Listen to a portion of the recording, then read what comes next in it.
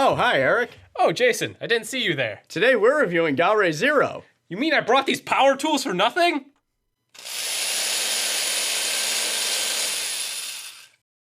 Ga-Rei-Zero is the prequel to the Ga-Rei manga, which neither of us have read, but is nothing you really need to run out and buy by most accounts. It's like drywall that way. Here's the review. Once upon a time, there was a team of underdogs who protected the world from poorly CGI'd supernatural creatures. Ghostbusters. Ha ha! No. Meet Brooding Guy, Motorcycle Girl, Chris Sabat, and Greg Ayers. Together, they stopped demons and zombies and whatever else the artist felt like drawing that day. They were all murdered.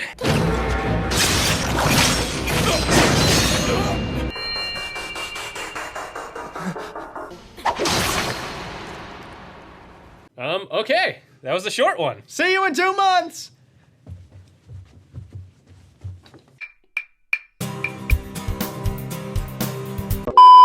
So the first episode is a fake out. The actual main characters are Yomi, the girl who killed Team Forgettable, and Kagura, who has the ability to cut monsters vertically even though she clearly swung her sword horizontally.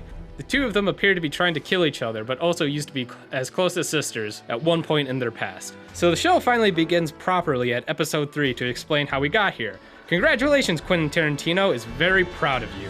10-year-old Kagura moved in with Yomi and Yomi's stepdad after her demon slayer mother died, because of course she did. Her dad was still fine, but wanted her to keep up her training far away from him. Yomi and Kagura hit it off well enough that when Yomi has to go to work, Kagura gets invited along after pulling the dead mom card. I'll be home soon. My mom used to say that too. Turns out Yomi is in the same line of work as Kagura's dead mom, who is dead. Did I mention she's dead? Mommy! She is a vanquisher of supernatural disturbances in the world. Kagura decides she would also like a sword with an invincible chimera and to hang out with her new sister. Time passed and she began on-the-job training as a vanquisher, and everything came up roses after that. Oh, right. Kagura also got to meet Mei, who sort of hated Yomi because she would have inherited Yomi's really, really cool sword and control of their family if her uncle hadn't adopted Yomi. Their rivalry comes to a head after Mei died. She found the center of the supernatural disturbances was an unnamed white-haired kid and his butterflies of doom! Doom! The kid took her apart and put her back together, but more evil with the power of his Bane Zone, which slices, dices, heal wounds, slowly devours your souls, and makes 5 kinds of cheese! With her new power, Mei meets Yomi to talk to her about their differences. Ever so talented! Ever so fawned over! Ever so perfect! The fight goes to Yomi snapping and killing Mei, permanently, but with the implication that Mei wasn't fully in control of her actions and such. Creep Child pops in, just pleased as punch that whatever his plan is appears to be going very well. He tells Yomi that she was able to kill Mei because she was full of hate. Yomi responds by telling him that he's full of garbage, to which he responds by telling her that she is full of knives. Touché, small boy, who is voiced by a grown woman. Miraculously, Yomi survives, but that's where her luck ends. Unable to speak, hardly able to move, she is told that her vanquishing days and engagement to her fiancé are both equally over. So with our secondary main character crippled beyond joy or comfort, she is offered a deal to grant her deepest wish by the manipulative evil— oh god, we've been here before, this is Berserk all over again! She's gonna sacrifice her friends to the demon rape! Run, Kagura! Run as far away as you can!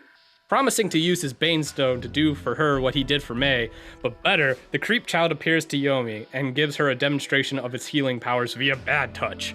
Yomi refuses and lives the rest of her life in quiet dignity and the care of her loved ones. After escaping the hospital, Yomi, under the influence of the Bane Stone, begins slaughtering her former coworkers and friends and attracting demons like she was at a Trump rally. Oh, so meta. This brings us more or less to where we started. She's got Kagura right where she wants her, but who should show up but Daddy Last Minute himself?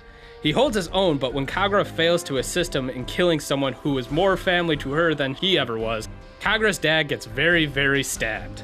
Thanks to some intervention by Kagura's boss and the Banestone giving Yomi soul pains, she manages to buy her dad enough time to give her his spirit beast before she is forced to lay his giant forehead to rest. Kagura and Yomi meet to have one final battle, during which it is revealed that Yomi came up with a wish that her Banestone couldn't corrupt. Protect her. From me.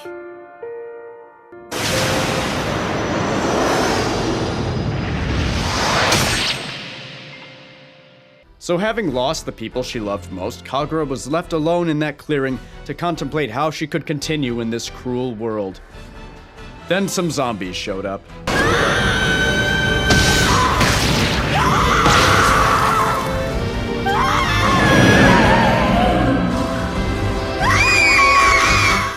Well, that's good. That's healthy. Yeah, she's gonna be fine.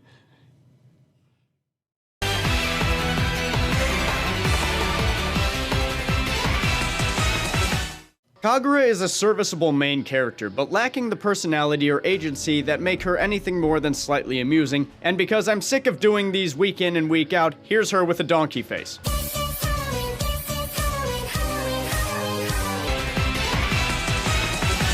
Yomi is the main center of the conflicts in the story, and that she attempts to face things head-on with a general kindness and take-charge attitude makes her a very enjoyable character, and all the more tragic when the hardships piled on her finally become too much to bear.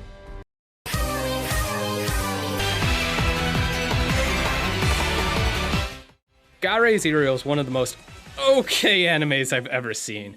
I can't really say I loved it, or that I really hated it. The anime starts out in one of the worst ways by just straight up wasting your time. They try to build up these generic characters that die within a record speed of 25 minutes and are barely brought up ever again. And by building up this universe that is explained constantly throughout the series and isn't really that complicated to begin with. The story itself isn't anything groundbreaking, it all seems like stuff I've seen before. That being said, the characters are overall one of the most enjoyable things about the series. The interactions between all the characters' differing personalities is one of the reasons I continued watching it all the way through. The action is also choreographed very well, especially near the end where Kagura gets the gunblade. It's all very smooth and it flows very easily from one action to the next. Ga-Rei-Zero is a great series if you have an afternoon to kill, but falls short if you're looking for anything deeper. Ga-Rei-Zero uses a familiar setting, bland main character and villain as a vehicle to deliver a great different main character, impressive action scenes, and the better versions of its more generic aspects. The show is really only let down by unconvincing CG, poor structure for the first 2 episodes, and an emphasis on fan service at moments during times of fear or emotional development. Ga-Rei-Zero could have been serviceable as a vehicle for the manga, but rises above this to the level of very good. Wow, this is the first time we've had anything close to a diverging opinion on an anime. Well, you know, sometimes the dick just goes in the ass. Yeah. Your face!